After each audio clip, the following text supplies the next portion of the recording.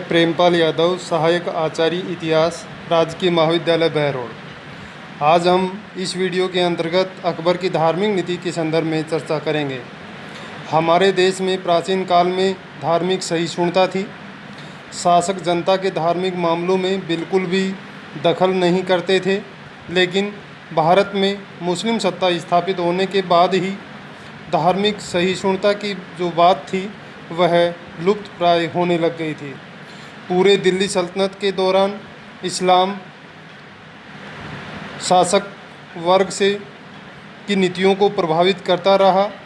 हिंदुओं पर अनेक प्रकार के धार्मिक प्रतिबंध लगाए गए, उनके मंदिरों और मूर्तियों को नष्ट किया गया, उनके ऊपर जजिया कर भी लगाया गया। हिंदुओं को सरकारी नौकरियों से वंचित कर दिया गया तथा उन्हें ज़बरदस्ती इस्लाम धर्म में दीक्षित करने के प्रयास हैं वो किए गए। इस प्रकार की नीति के ने दिल्ली सल्तनत में थोड़ी बहुत मात्रा में अकबर के शासनकाल के प्रारंभिक कुछ वर्षों तक चलती रही। अर्थात यह नीति अकबर के शासनकाल के प्रारंभिक काल तक यह चलती रही। लेकिन जब अकबर शासक बना तो वह इस प्रकार की जो नीति चली आ रही थी उससे वह दूर होने का प्रयास किया। इसके कई कारण थे।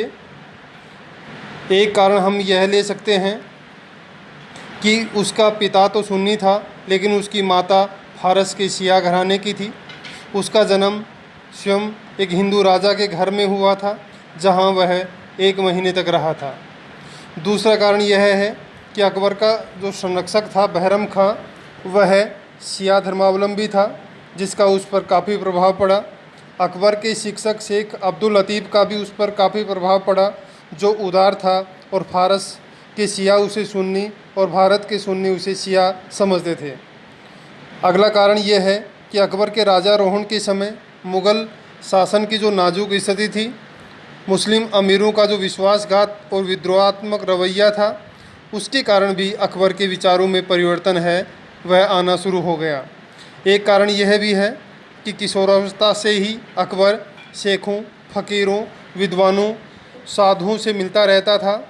जब वह शेख सलीम चिश्ती का परम भक्त बन गया और सूफी विद्वान शेख मुबारक और उसके 2 पुत्रों अबुल फजल और फैजी ने उसकी उदार मनोवृत्ति को काफ़ी प्रभावित किया।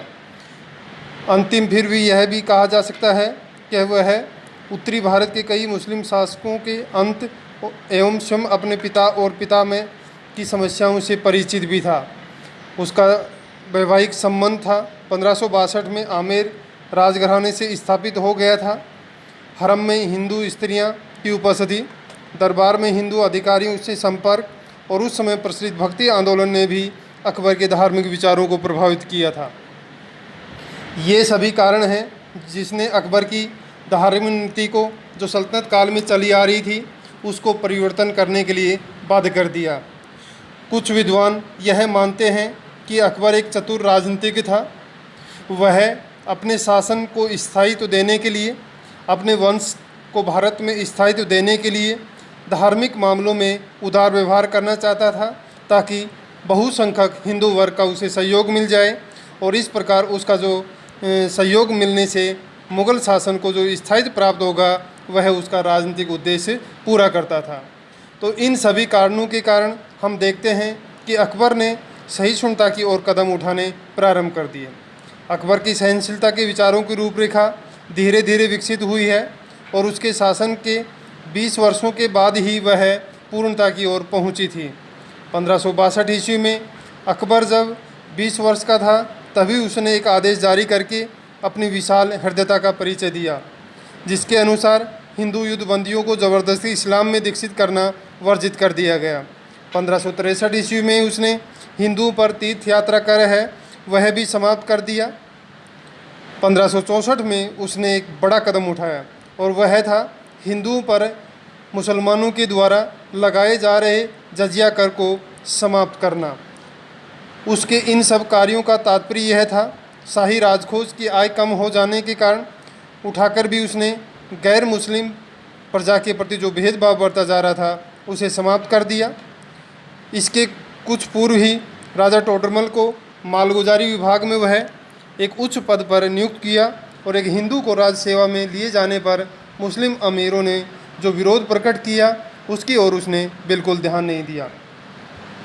इस प्रकार अकबर ने 1562 में हिंदुओं के लिए शाही सेवा के द्वार खोल दिए और राजा भारमल, भगवंत दास, कुंवर मान सिंह को शाही सेवा में न केवल लिया गया अपितु उन्हें उच्च पदों पर नियुक्त किया गया।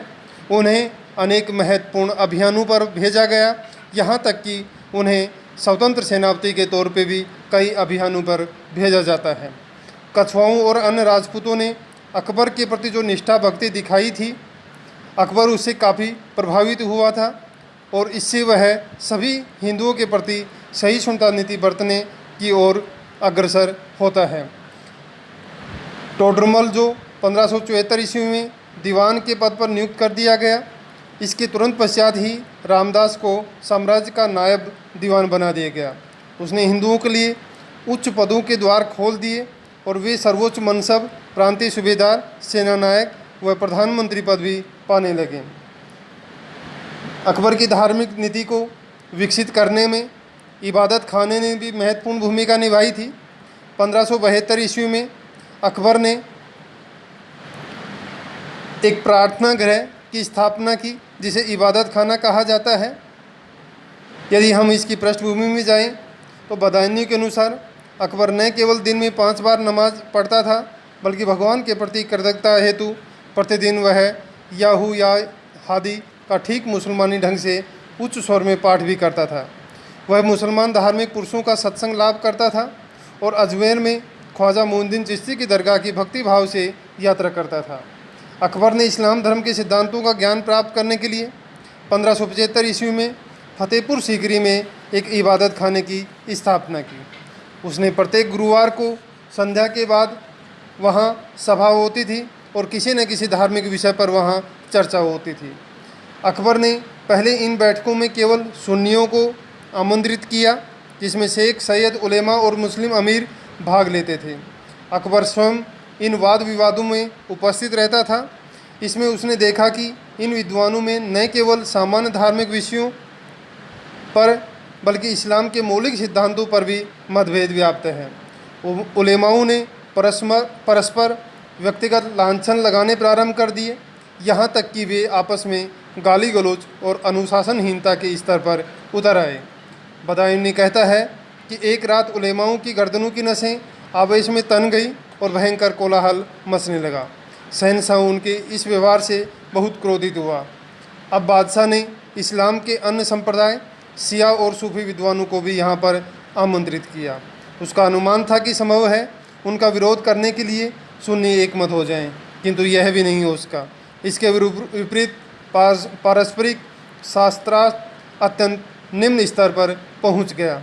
इन सब से अकबर ने यह नतीजा निकाला कि यह मानना कि केवल इस्लाम सर्वश्रेष्ठ है और सत्य धर्म है उचित नहीं है। अतः उसने 1578 ईस्वी में इबादत खाने के द्वार गैर मुस्लिम विद्वानों और विचारकों के लिए भी खोल दिए। इस प्रकार अकबर की धार्मिक नीति को विकसित करने में इबादत खाना ने एक महत्वपूर्ण भूमिका निभाई। इससे पहले यद्यपि अकबर उदार धार्मिक विचारों से प्रभावित हो गया था, उसने उदार धार्मिक नीति की तरफ कदम भी उठा दिए थे, लेकिन वह इस्लाम धर्म को जो सर्वोच्च मानता था, यहाँ पर आकर जब उसने देखा कि इस्लाम के जो उलेमा हैं वही आपस में विषयों पर उलझ रहे हैं, आपस में आवेश करते हैं, तो उसने यह सोच लिया। और जब उसने इस इबादत खाना में इस्लाम के अलावा अन्य धर्मावलंबियों को भी आमंत्रित किया और वहाँ पर जो चर्चाएं हुई थी, उन चर्चाओं के माध्यम से अकबर ने यह सत्य निकाल लिया कि केवल इस्लाम को ही हम सत्य कहें और दूसरे धर्मों को हम पूर्णतः नकार दें, यह बिल्कुल सही नहीं है। हर धर्म में अच्छाई होती हैं और इसी प्रकार हम देखते हैं कि इन्हीं नीतियों का चलकर हम देखते हैं कि अकबर ने जो निचोड़ निकाला था वह दीन इलाही के रूप में हमारे को दिखाई देता है। इबादत खाना के माध्यम से अकबर ने जो विचार परिपक्व किए थे, उलेमाओं का जो व्यवहार देखा था, उसके बाद अकबर ने 1579 ईस्वी में महजर की घोषणा कर दी। इस्लाम के विद्वानों में विभिन्न मतांतरों को देखते हुए अकबर ने अब यह ठीक समझा कि इस्लाम की व्याख्या करने का अंतिम अधिकार वह अपने हाथ में लिया जाए। अतः 22 जून 1579 ईस्वी के दिन फतेहपुर सीकरी की मस्जिद की वेदी पर चढ़कर उसने कवि फैजी द्वारा कविता जो खुतबा पढ़ा था। इसी वर्ष अकबर ने उलेमाओं के इस्लामी कानूनों की व्याख्या करने के विशेष अधिकार को भी स्वयं ग्रहण किया। इसके लिए 2 सितंबर 1579 को प्रमुख उलेमाओं द्वारा हस्ताक्षरित एक घोषणा पत्र जारी किया, जिसमें अकबर को शरा या मुस्लिम विधि विधानों का मुख्य व्याख्याकार निर्णायक घोषित किया गया। यह जो घोषणा पत्र थी इसे ही महजर कहा जाता है। Doctor A.L. श्रीवास्तव के अनुसार इस महजर से उलेमा अपने इस्लामिक विधि के प्रधान व्याख्याकार होने के अधिकार से वंचित हो गए और यह अधिकार अब सम्राट को प्राप्त हो गया। अकबर द्वारा खुतबा पढ़े जाने और महजर की घोषणा से कट्टरपंथी उलेमा तथा अनुदारवादी मुसलमानों में खलबली मच गई।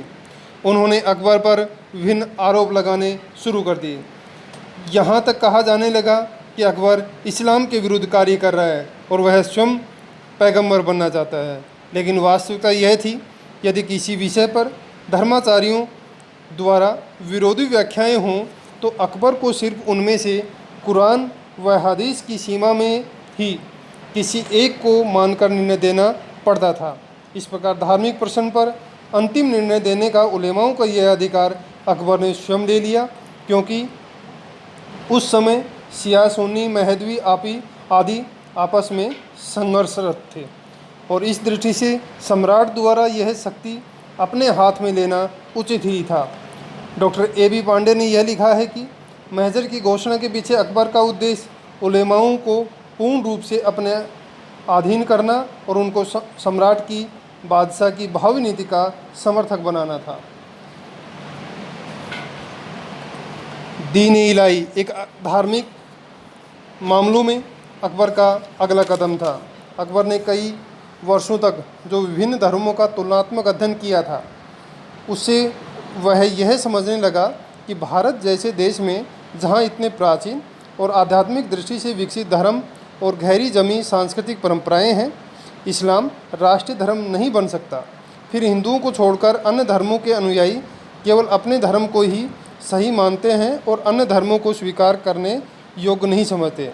अतः इस समस्या का हल उसने यह निकाला कि कोई ऐसा पंथ होना चाहिए जिसमें सभी प्रति धर्मों की अच्छाइयाँ तो हों, किंतु किसी के दोष न हों।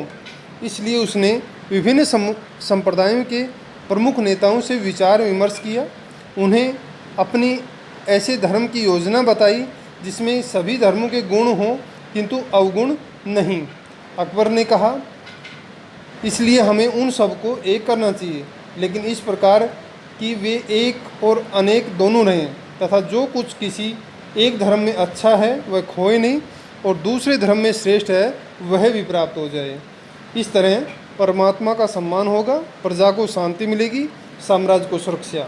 अतः अकबर ने इसी विचार से सभी मतों का समन्वय किया और इसी का नाम उसने तौहीद-ए-इलाही, जिसे देवी एकेश्वरवाद भी कहा जाता है, इसकी रचना सुलह कुल के सिद्धांत पर की गई थी। हिंदू, जैन और पारसी धर्मों के कुछ प्रमुख सिद्धांत भी इसमें सम्मिलित किए गए थे। दीन-ए-इलाही के सिद्धांत। दीन-ए-इलाही पृथक विधि विधान था उसका। जब कोई व्यक्ति उसका सदस्य होना चाहता था तो अकबर, जो इस संप्रदाय का प्रधान पुरोहित था, उस व्यक्ति का परिचय सम्राट को देता था। बाद में वह व्यक्ति अपनी पगड़ी हाथ में लेकर सम्राट के चरणों में अपना सिर रख देता था तथा बादशाह उसे उठाकर उसकी पगड़ी उसके सिर पर रखता था, उसे अपना शिस्त प्रदान करता था जिस पर अल्लाहु अकबर लिखा खुदा होता था। दीन-ए-इलाही के सदस्य मिलने पर परस्पर अल्लाहु अकबर तथा जल्ले जलालहू कहकर एक दूसरे का अभिवादन करते थे। दीन-ए-इलाही के अनुयायियों को कुछ अच्छे कार्य करने, जैसे सूर्य प्रकाश, अग्नि के प्रति श्रद्धा रखने के आदेश थे। उन्हें जहाँ तक हो सके मांस भक्षण करना उनके लिए वर्जित था। जन्म के महीने में तो मांस बिल्कुल छूने की अनुमति नहीं दी जाती थी। उन्हें कसाईयों से मिलने जुलने की मनाही थी। उन्हें अपना पवित्र चरित्र पवित्र बनाए रखना आवश्यक था। वृद्धा स्त्रियों तथा कम उम्र की लड़कियों से यौन संबंध वर्जित था। हर सदस्य को अपने जन्मदिन पर एक भोज देने और दान पुण्य करने को कहा जाता था। इसी तरह हर सदस्य को अपनी मृत्यु उपरांत भोज के बदले अपने जीवन काल में ही एक बड़ी दावत देनी होती थी। तो ये मोटे मोटे सिद्धांत हैं। यद्यपि हम दीन इलाही को स्वतंत्र धर्म नहीं कह सकते, न तो इसकी कोई धार्मिक पुस्तक थी, न तो कोई इसका धार्मिक स्थान था, निश्चित था। तो इस प्रकार यह एक पंथ था जिसमें अच्छी अच्छी बातों को लेकर के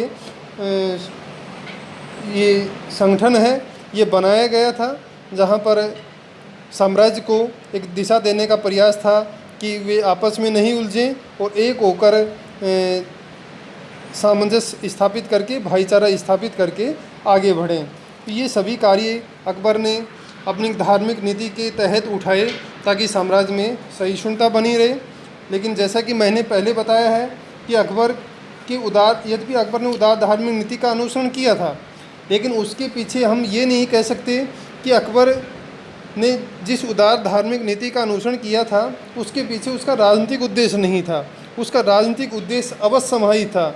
वह अपने साम्राज्य को स्थायित्व देना चाहता था, मुग़ल वंश को भारत में जमाना चाहता था, मुग़ल वंश को यहाँ पर स्वीकृति प्रदान करना चाहता था। तो ये सब कार्य उसके राजनीतिक उद्देश्य के तहत भी हमें दिखाई देते हैं।